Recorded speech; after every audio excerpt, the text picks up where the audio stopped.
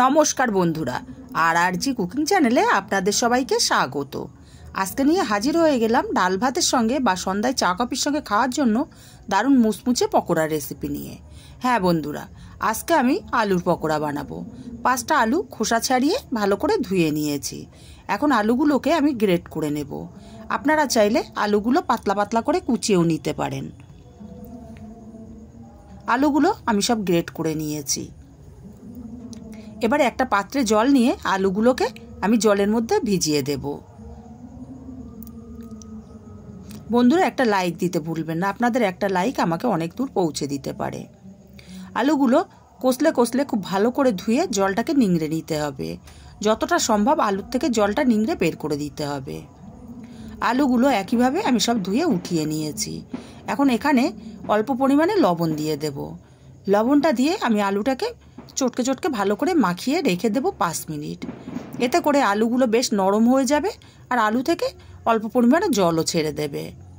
5 minute পর আমি আলুর মধ্যে দিয়ে দেব 4 চামচ বেসন আর 4 চামচ দেব চালের গুঁড়ো। চালের গুঁড়োর পরিবর্তে আপনারা কর্নফ্লাওয়ার বা অ্যারারুটও ব্যবহার করতে পারেন।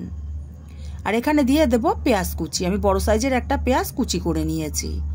আর দিয়ে দেব ঝালের জন্য কিছুটা কাঁচা লঙ্কা কুচি। কাঁচা লঙ্কা কুচি দিলে মুখে পড়লে বেশ ভালোই লাগে।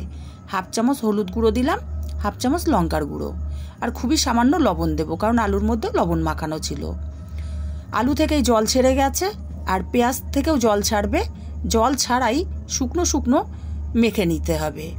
দেখুন খুব ভালো করে আমি মাখিয়ে নিয়েছি। মাখাটা সম্পূর্ণ আমার রেডি।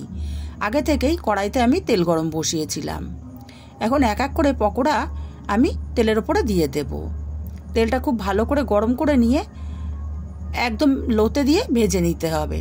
এতে করে ভেতরটাও খুব ভালো করে ভাজা হবে আর আলুগুলো ভালো মতো সেদ্ধ হয়ে যাবে।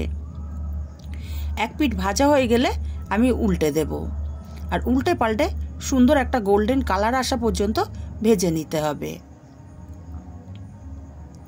আমি উল্টে পাল্টে সুন্দর একটা কালার এসে গেছে, আমি ভেজে নিয়েছি। এখন তেল ঝরিয়ে পকোড়াগুলোকে উঠিয়ে নেব আর একইভাবে সব পকোড়াগুলোকে আমি ভেজে নেব। আর এই পকোড়াটা আমি খাওয়ার পরেই আমি ভয়েসটা কভার করছি। পকোড়াগুলো ডাল ভাতের সাথে খেতে অসাধারণ লেগেছিল। রেসিপিটা কেমন লাগলো কমেন্ট করে জানাতে ভুলবেন না। ভালো লাগলে কাছের আত্মীয় স্বজন বন্ধুবান্ধবের কাছে শেয়ার করতে ভুলবেন না। আমি এখন একটা পকোড়া আপনাদেরকে ভেঙে দেখিয়ে দিচ্ছি। দেখুন কতটা মুচমুচে।